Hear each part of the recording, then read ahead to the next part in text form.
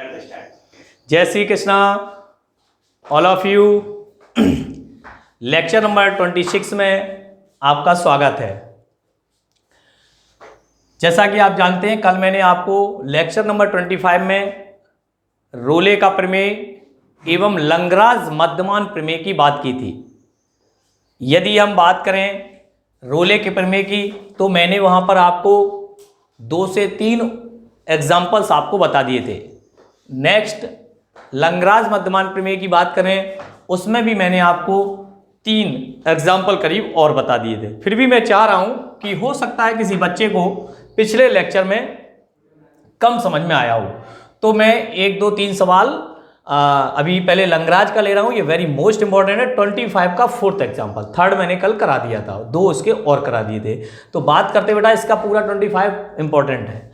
तो लंगराज मध्यमान प्रमेय की वैधता की जांच कीजिए। आपको सारी चीज क्लियर है। रोले में वही फलन f दिए गए समवृत्त अंतराल में संतत होना चाहिए, विवृत में अवकलनीय होना चाहिए, f ऑफ a बराबर f ऑफ b होना चाहिए, विवृत अंतराल में कोई एक बिंदु c इस प्रकार होना चाहिए कि f dash of c equal to 0। ये रोले प्रमेय है। और लंगराज मध्यमान प्रमेय में 2 कंडीशन तो वही रहती हैं कि फलन f समवृत्त अंतराल में संतत होना चाहिए, फलन f विवृत अंतराल में अवकलनीय होना चाहिए।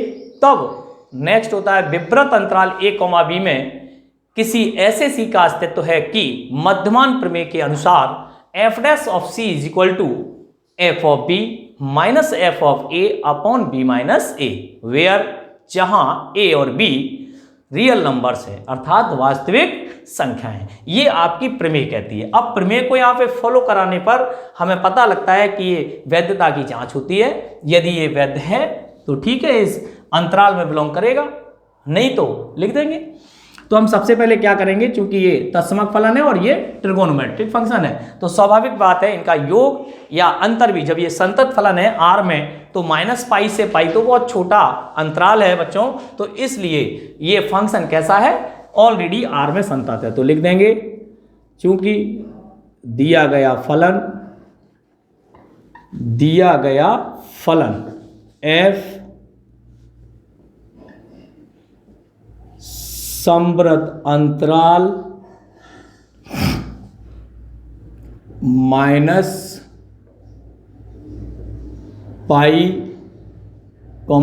में संतत है। ओके, ये फर्स्ट पॉइंट हो गया। सेकेंड पॉइंट में फलन f विवृत अंतराल -π, में f डैश ऑफ x ज्ञात कर लें। तो f डैश ऑफ x, इसका क्या हो गया, 1x का 1 और 2 sin x का हो जाएगा 2 cos x। इस अंतराल में परिमित एवं विद्यमान है, परिमित एवं विद्यमान है। थोड़ा लैंग्वेज का है, बाकी कतई कोई बेटा दिक्कत आने वाली नहीं है, ये मेरी गारंटी है। रोले लंगराज का सवाल आपका गलत नहीं होगा, पूरी गारंटी है। क्यों?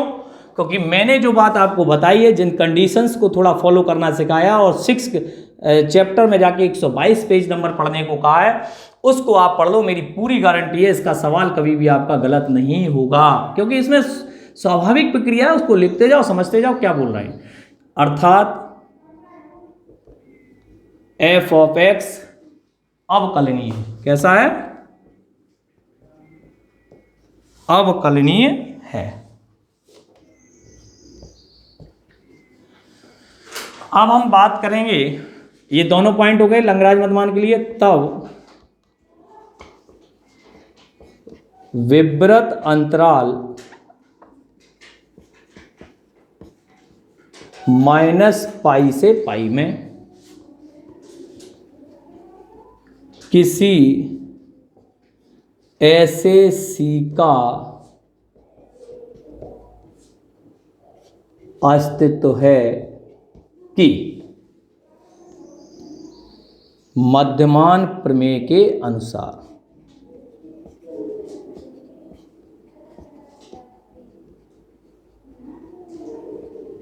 मध्यमान प्रमेय के अनुसार F dash of C is equal to F of B minus F of A upon B minus A, ये अपना फॉर्मेट हो गया। अब एफ डैश चूंकि इसमें निकाल लो एफ डैश ऑफ सी, तो एफ डैश ऑफ एक्स क्या आया 1 minus 2 cos C, F of B तो आपको बता दें ए बराबर माइनस पाई और बी बराबर पाई, देख लो मैंने आपसे पहले ही कहा था, यहाँ लिख सकते हो। तो एफ ऑफ ए क्या है माइनस पाई, और कहाँ रख देंगे फंक्शन में, फंक्शन क्या अपना ये रहा, तो ये बन जाएगा माइनस पाई और 2 साइन माइनस पाई।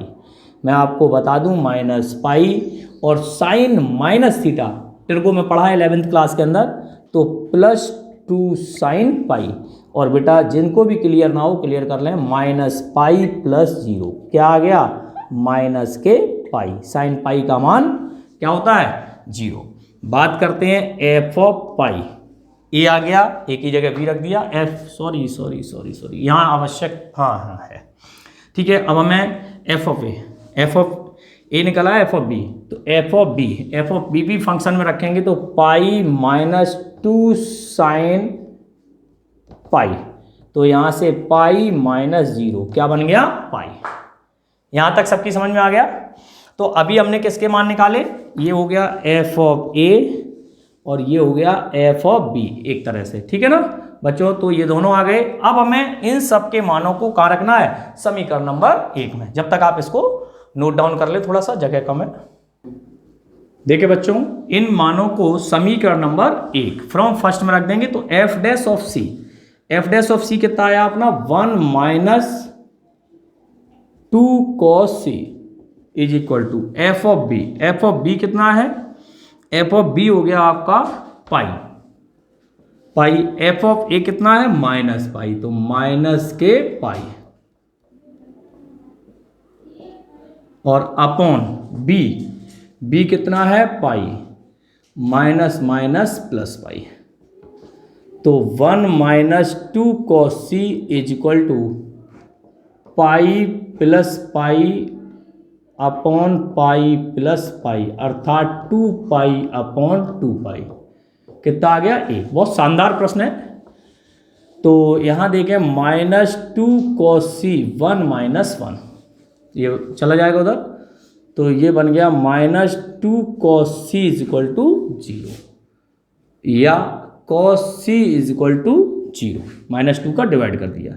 और cos में ये वैल्यू जो है वो किसकी हो गई, ये देख लो। cos में ये वैल्यू होती है प्लस माइनस, यानी कि c इज इक्वल टू हो जाएगा आपका plus minus π/2 plus minus 3π/2 and so on. बहुत सारे होंगे, प्लस में भी होगी माइनस में, क्योंकि cos में कोई इफेक्ट नहीं होता। लेकिन अब हमें कैसे पता लगेगा सर क्या आंसर होगा, तो अब हम चलेंगे अपने अंतराल पर। हमारा अंतराल क्या है माइनस पाई से पाई, तो माइनस पाई और पाई के बीच में कौन सी वैल्यू आई, ये 3π/2 हो गई, तो बहुत आगे हो गई, तो केवल यही आएगी, ठीक है ना। तो इसलिए प्रूफ होता है कि c इज इक्वल टू और प्लस माइनस मेरे हिसाब से π/2 दोनों आएंगे, क्योंकि माइनस पाई से प्लस पाई आ रहा है, इसलिए इसकी जो वैल्यू है वो c is equal to plus minus π/2 belongs to minus pi to pi. इसलिए रोले के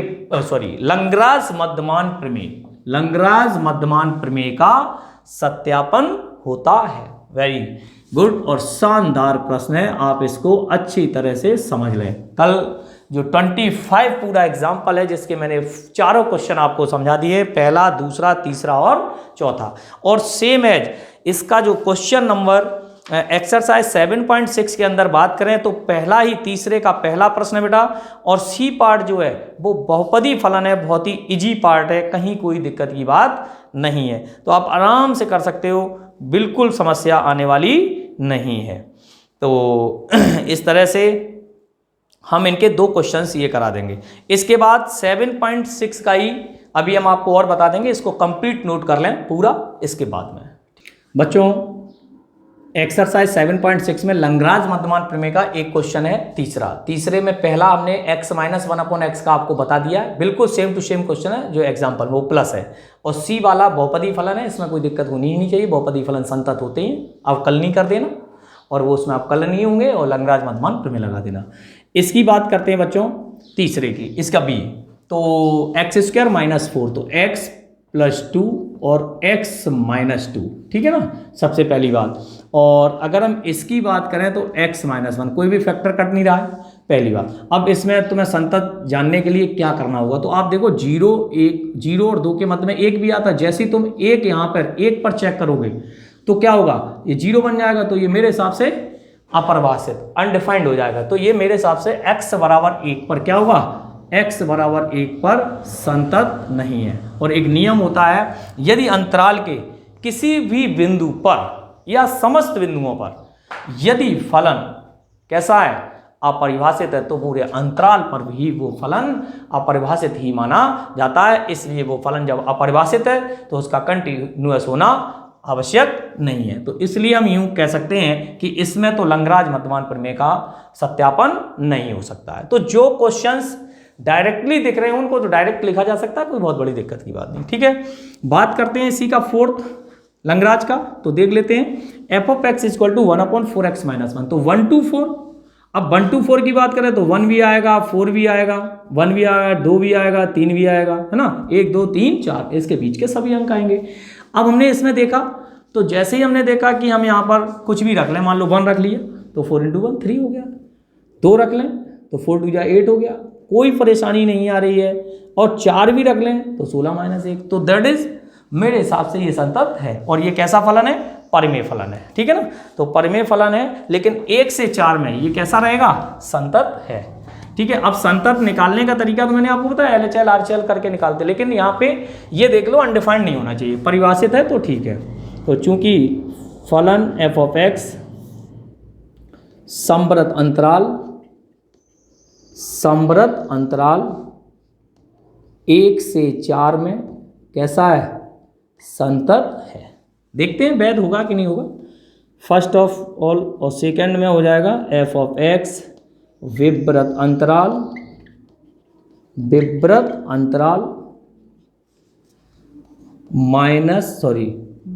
1 से 4, यही है ना, 1 से 4 में अवकलनी, तो f'(x).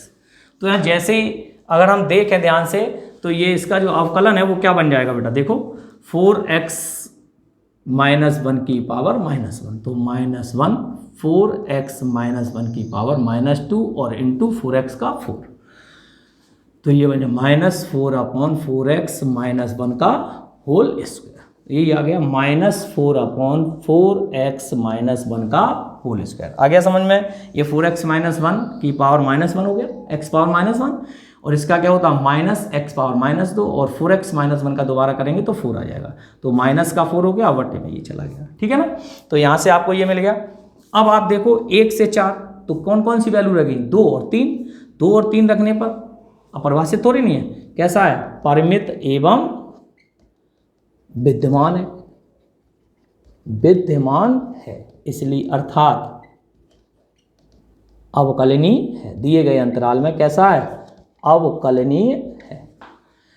That's clear. जब हमने इतना कर लिया तो अब हम क्या करेंगे, बस थोड़ा सा काम और बचा हुआ है, इस पर चेक कर ही चुके हैं हम यहाँ पर क्या करेंगे, अपनी बात को लिखेंगे। तब विवृत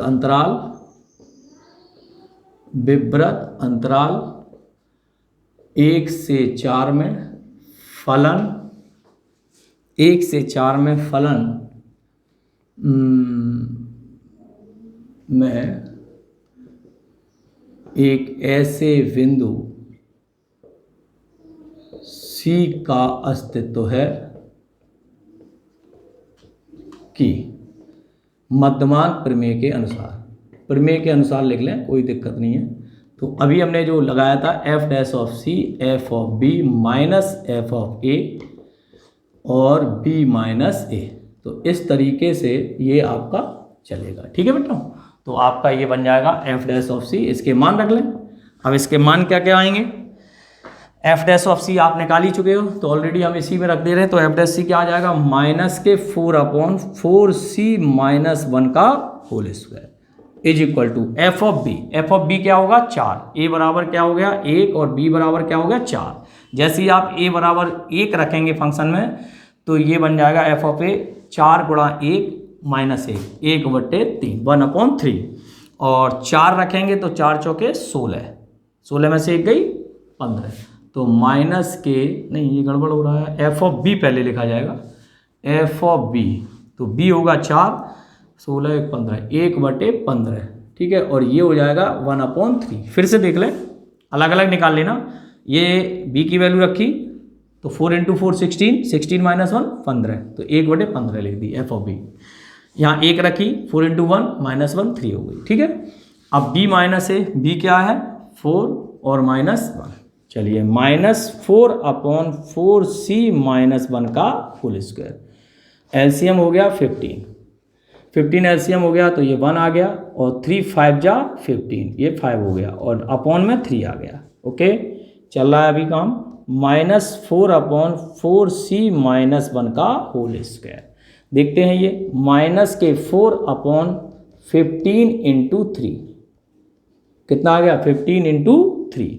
तो ये देखो ध्यान से, -4 से ये -4 कट जाएगा, तो यहाँ पे क्या बचेगा 4c-1 का होल स्क्वायर, और ये बचा 45 कितना आ गया 45, या करके 4c-1 √45, ठीक है। अब कोई बात नहीं, जगह कम है। अब ये 45 आ गया, अभी हम इसका स्क्वायर रूट निकाल के तब देखते हैं क्या आता है, ये नोट कर लें। 4c-1 इज इक्वल टू, ये होता है आप देखो 9 5 जा, है ना। तो 9 5 जा तो 3 बार आ सकता है, तो कितना हो सकता है 15 × 3 = 45, है ना। 9 5 45, तो 3 बार आ जाएगा 3√5, 3 × 3 हो गया। तो ये बन जाएगा आपका 3√5, क्योंकि पॉजिटिव तो लेना ही पड़ेगा, क्योंकि आएंगे तो दोनों, लेकिन ये पॉजिटिव वैल्यू होने के कारण पॉजिटिव लेना। और 4c = 3√5 और +1, ठीक है। और c = 3√5 + 1/4।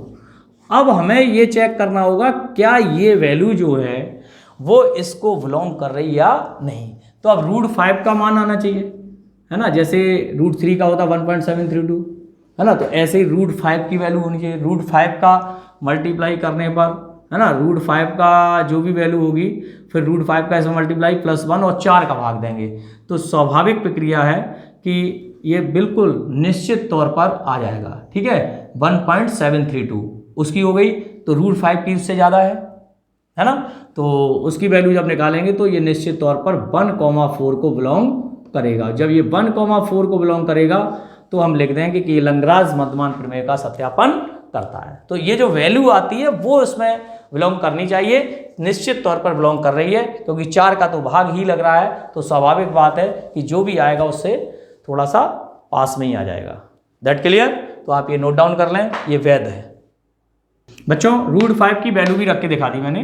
तो √5 = होता है 2.236 लगभग में, और √3 होता है 1.732, ठीक है ना।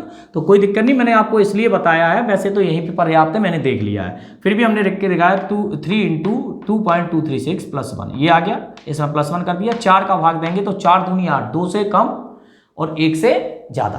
तो आपका 1 से ज़्यादा है और 2 से कम है, यानी कि 4 से कम है, तो इसमें बिलोंग कर रहा है, इसलिए ये लैग्रांज मध्यमान प्रमेय वैध है। ये आप नोट डाउन कर लें, ठीक है। हाँ जी बच्चों, 7.6 में ही क्वेश्चन नंबर 1, अभी 3 बताया था, उसका ए, इसमें रोले मध्यमान प्रमेय का सत्यापन करना है मुझे।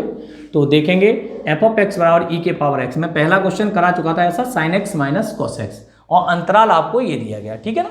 तो आप देखेंगे ये कैसा फलन है चरघातांकी, और ये कैसा है ट्रिगोनोमेट्रिक। तो इनके दोनों का गुणन कैसा होगा, जब ये R में संतत होते हैं तो इसलिए ये समस्त R में संतत होंगे, इसलिए फलन f संवृत अंतराल, ये तो बहुत छोटा सा अंतराल में संतत है। फलन f विव्रत अंतराल π/4 और 5π/4 में, ठीक है। तो अवकलनी सिद्ध करने के लिए एफ डैश एक्स निकालेंगे, इसमें गुणन नियम का प्रयोग कर देंगे।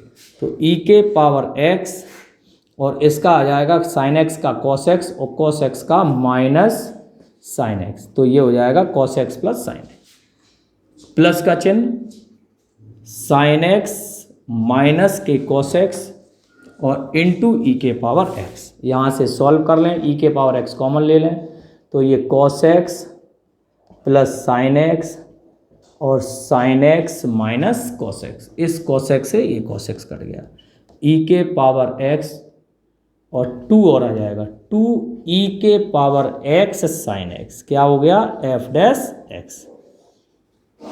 ठीक है साहब, यहाँ तक सबके समझ में आ गया, ये एफ डैश एक्स आ गया। तीसरा पॉइंट अपना क्या होता है, हाँ परिमित एवं विद्यमान है, क्यों है आप देखें, परिमित एवं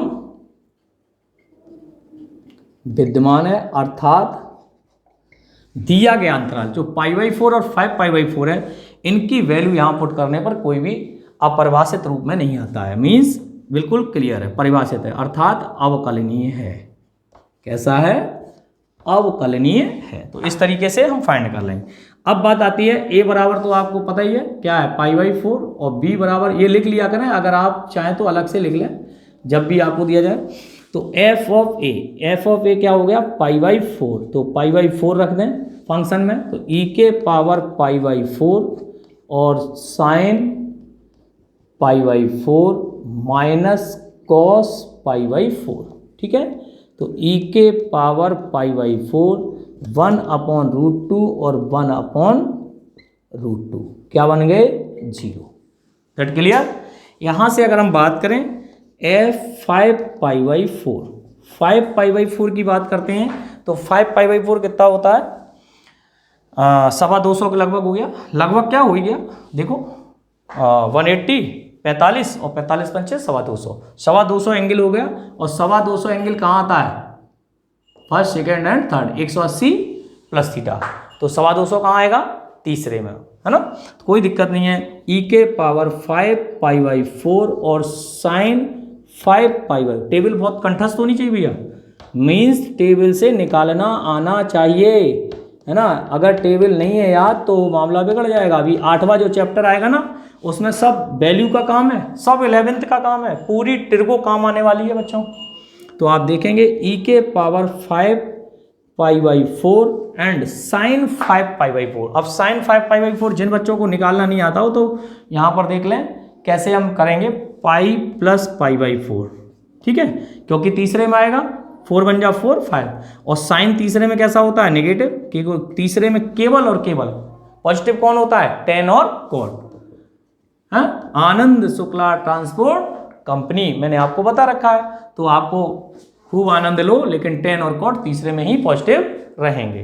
तो यहाँ बात करता हूँ मैं माइनस के 1/√2, ओके, क्योंकि साइन माइनस के π/4 हो गया, और जब माइनस के होंगे तो माइनस के 1/√2। कॉस 5π की बात करते हैं तो सेम यही बनेगा बच्चों, लेकिन कॉस भी नेगेटिव होता है, और नेगेटिव नेगेटिव कैसा हो जाएगा, पॉजिटिव हो गया, तो 1/√2 दैट कैंसिल इक्वल टू 0। क्या प्रूफ हो गया, तीसरा वाला प्रूफ होता है F of π/4 is equal to 5π/4। नहीं समझ में आ रहा हो तो ऊपर लिख देंगे। तो ये तीसरे पॉइंट जो है वो आपके यहाँ प्रूफ हो गए, तीसरी कंडीशन भी प्रूफ हो गई, पहली ये हो गई, दूसरी ये हो गई, तीसरी। अतः रोले के तीनों प्रतिबंध संतुष्ट करते हैं, कर गए। अब हम अपनी बात पे आ जाएं, तब विपरीत अंतराल में किसी ऐसे सी का अस्तित्व है कि एफ डैश ऑफ सी बराबर 0। तो हम उसको भी आपको बता देंगे, इतना नोट डाउन कर लें आप। यहां हम लिख देंगे बच्चों, अतः रोले के तीनों प्रतिबंध संतुष्ट करते हैं। तब क्या लिखते हैं, ये भाषा जरूर याद कर लेना, तब विपरीत अंतराल, अगर आपको रोले लैग्रांज सीखना है तो, तब विपरीत अंतराल π/4 और 5π/4, ठीक है ना, में किसी ऐसे सी का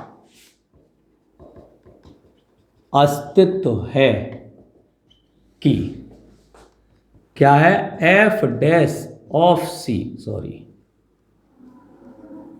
बराबर 0, ठीक है ना। तो एफ डैश ऑफ सी, मैं तो भूल गया यार क्या लिखा था, हाँ याद है, इतना तो याद रखो, 2e के पावर x और साइन x, हाँ इतनी मेमोरी बढ़ानी पड़ेगी।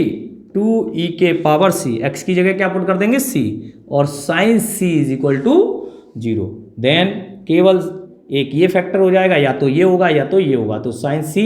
हमेशा आप ध्यान रखिए जब भी दो फैक्टर आते हैं तो आप ऐसा नहीं कह सकते हैं x+1 और x-1 तो इक्वल टू x बराबर -1 और 1 और आप दोनों लिख दो, ये गलत तरीका होता है। या तो एक या -1, यही लिखा जा सकता है गणित की भाषा में, बाकी आप और कोई भाषा पढ़ रहे हो तो मुझे पता नहीं। Sine c is equal to 0, अर्थात अब आप देखेंगे sine c is equal to 0, तो 0 का मान 0 होता है, पाई का मान 0 होता है, साइन 2 पाई का मान, साइन 3 पाई का, साइन 4 पाई का, साइन 10 पाई का, साइन 15 पाई का, साइन n पाई। इसका जनरल सॉल्यूशन क्या है, n pi, n belongs to z, तो c is equal to pi, 2 pi, 3 pi and then okay. अब बात आती है कि सर ये इस मतलब ये कौन सी ऐसी वैल्यू होगी जो इसको बिलोंग कर पाएगी, और स्वाभाविक बात है बच्चों, π/4 कितना होता है 45, सबको पता है ना रेडियन से, और 5π/4 अभी जैसे कि बताया कितना होता है 250, तो इन दोनों के बीच में ये 45 लिख दूं मैं और ये 250 लिख दूं, तो कौन सा आएगा 180 आएगा, तो 180 कौन सा है ये, ना तो ये आएगा ना ये आएगा ना ये आएगा, और 0 भी नहीं आने वाला, 0 कहाँ चला गया π/4 से पहले, तो इसलिए केवल और केवल क्या आएगा c बराबर पाई बिलोंग्स टू π/4 और 5π/4। देन अतः रोले के प्रमेय का सत्यापन होता है।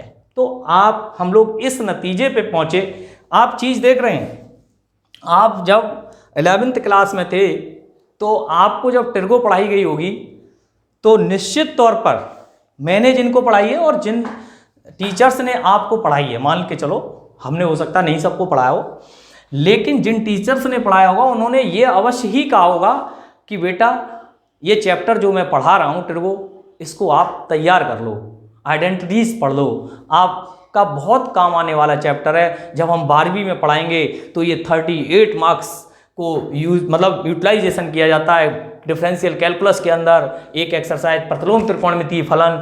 तो बच्चों आईआईटी करोगे ना आप, जब भी आप कोटा जाओगे तो फिर बिना इसके खाली रह जाओगे। सबसे पहले टीचर यही पूछेगा, यही कराएगा, पूरी टेबल से लेकर के और ये सब। अगर मैं कोई ये मान निकालना नहीं आए, मान लो अभी यहाँ पर लिख दिया गया साइन 5π/4, अब हम ये मान ही नहीं कर पा रहे हैं, तो फिर एक बात बताओ तुम गणित कैसे चला पाओगे। तो इसलिए आपको यहाँ पर अभी भी ध्यान रखना है, टिर्गो के जितने भी फॉर्मूले हैं, टिर्गो में जितनी भी वैल्यूज हैं, जितनी भी आइडेंटिटीज हैं, रेडियन से आप जो 11th में पढ़ते हैं आप radian to convert into radian to degree और डिग्री टू रेडियन, ये सब चीजें आपको आनी ही चाहिए। आप खुद महसूस करो ना आप कैसे इस सवाल को कर पाओगे। अभी संतत की बात बताई, मैं 6वें चैप्टर पे क्यों गया, क्योंकि मैंने 11वीं में सीमा और अवकलज पढ़ाया, लिमिट्स एंड डेरिवेटिव। लिमिट का प्रयोग करना आता होगा, अस्तित्व एग्जिस्ट करनी आती होगी, तो स्वाभाविक रूप से यहां पर भी संतत निकालना आपको सेकंडों का काम है। ये गारंटी है मेरी, रोले लंगराज में पूरी गारंटी है, पूरे सब गारंटी सबकी है, लेकिन वही बात है मेरे साथ साथ आप कितना मेहनत कर रहे हैं, ठीक है ना, कोई बात नहीं है, आप देखते चलें। अब हम आपको थोड़ा सा क्वेश्चन नंबर 1 में ही, ये तो अपना पार्ट था कौन सा, पहला, ठीक है। अब सेकंड बात करूंगा, ये बहुपदी फलन है, और तीसरा सी पार्ट जो है, ठीक है, सी पार्ट, इसको आप नोट डाउन ही कर लें पहले, फिर मैं चर्चा करता हूं थोड़ा सा, ये कंप्लीट नोट डाउन कर लें। हाँ तो बच्चों देखेंगे एक्सरसाइज 7.6 में ही पहले का मैंने आपको पहला बता दिया, बहुत शानदार प्रश्न है। जितने भी प्रश्न मैंने बोर्ड पे कर दिए हैं, अगर आप उनको तैयार कर लेते हो, इससे बाहर नहीं आएगा, ये मेरी गारंटी लग रही है, क्योंकि वो प्रश्न इतने शानदार हैं, अच्छे हैं, आने के चांस हैं, ठीक है ना। मैंने हर टाइप का प्रश्न लगभग बताने का प्रयास आपको किया हुआ है। हमारा ये तीसरा लेक्चर है रोले लंगराज मध्यमान प्रमेय का, है ना। तो देखेंगे मैंने आपको जैसा बताया, ये कैसा फंक्शन है बच्चों, पहचान के बता सकता है कोई, केवल फंक्शन का नाम बोलो, फंक्शन पहचानना तो बहुत जरूरी है भाई, 11th क्लास में सब कुछ पढ़ा हुआ है। This is modulus function. कैसा फंक्शन है, मॉड्यूलस, निरपेक्ष मान फलन, या हम कह सकते हैं मापांक फलन। कैसा फलन है, मापांक फलन। अब आपको मापांक फलन की बात समझ में आ जानी चाहिए। पीछे 122 पेज पर 6वें चैप्टर में बता चुका हूं मैं, वो 122 पेज इंपॉर्टेंट पेज है ना, उसको आप हर बार याद करें। यहां पर जैसे ही मैंने देखा -1, 0 और 1 आया, इसके बीच में एक पॉइंट आया 0, समवर्त अंतराल है। तो जितने भी मापांक फलन होते हैं वो अपने प्रांत के बिंदुओं पर संतत होते हैं। हो गए, ये देखो संतत है, अगर मॉड हटा दो तो x बराबर 0 और 0 इसमें आता है तो संतत है। तो पहला पॉइंट तो अपना कंप्लीट कि फलन है, मापांक फलन दिए गए अंतराल -1 to 1 में कैसा है, संतत है। पहली कंडीशन फॉलो हो गई। दूसरी कंडीशन, लेकिन अवकलनी नहीं होते हैं, ये प्रमेय है, ध्यान रख लेना। तो मॉड x बराबर 0 इस पर आ रहा है तो लिख देंगे ये अवकलनी नहीं है। दैट्स इट, बात ही खत्म हो गई। 3 कंडीशंस में से अभी आपकी दूसरी कंडीशन क्या हुई, फेलियर हो गई, यहाँ पे फेल हो गई। तो इसका मतलब हम क्या कह देंगे कि दिया गया फलन और विवृत अंतराल -1 से 1 में, -1 से 1 में 0 ही आता है बीच में, और 0 पर ये कैसा है, अवकलनी नहीं है। इसलिए दिया गया फलन रोले मध्यमान प्रमेय का सत्यापन नहीं किया जा सकता है। समझ में आ गया ना? थोड़ा सा याद रखने की बात है बच्चों, आराम से आ जाएगा। दैट्स इट, ये हो गया। आ जाओ डी, ये कैसा फलन है? अच्छा बच्चों यही बता दो, मजा आता है यार, बताया करो। Polynomial function. पॉलिनोमियल क्यों है? मैंने आपको एल्जेब्रिक यानी कि बीजीय फलनों में और बहुपदी फलनों में बहुत शानदार अंतर बताया है। और बहुपदी फलन जो पॉलिनोमियल फंक्शन की डेफिनेशन होती है, क्या होती है, f(x) = a0 + a1x + a2x² + a3x³ + ... (an(x) power n), where n is a positive integer। हमेशा n कैसा होना चाहिए, पॉजिटिव इंटीजर ही होना चाहिए। ये विशेष बात होती है जहां a0, a1, a2 ... real numbers. तो देखो बच्चों, 2 फिर 1 और फिर घात x की 0। तो ये देखिए कोई भी घात ना अंडर रूट में है, ना 1/2 में है, ना नेगेटिव है, कुछ भी नहीं। दैट इज बहुपदी फलन। कैसा फलन है? बहुपदी फलन। और जब हम ये पहचान जाएंगे ये बहुपदी फंक्शन है तो निश्चित तौर पर हम कह सकते हैं समस्त तार में बहुपदी फलन संतत होते हैं। तो है, और निश्चित तौर पर ये अवकलनी भी होगा क्योंकि 2x + 2, कोई दिक्कत नहीं है, -4 से 2 में कुछ भी रख दो, ये अपरिभाषित थोड़ी नहीं आएगा भैया। तो अवकलनी हो गया, अवकलनी हो गया। अब f(a) ये चेक करना पड़ेगा, f(a) आता कि नहीं। तो -4 का स्क्वायर कितना हो गया, 16। ये कितना हो गया, 8 -8 और -8 -16 + 16 0। Very good. 2 रख दो, 2 दूना 4, 2 दूना 4, 4 और 4 8, 8 - 8, f(a) बराबर f(b). That is clear. तीनों पॉइंट क्लियर हो गए, अर्थात रोले के तीनों प्रतिबंध संतुष्ट करते हैं। अब बात आती है f' बराबर 0। c का जो वैल्यू है वो इसके विपरीत अंतराल को -4 से 2 में अगर बिलोंग कर जाए तो लिख देना रोले प्रमेय की वैधता क्लियर होती है, जांच क्लियर होती है, अतः सत्यापन कर सकते हैं। That clear.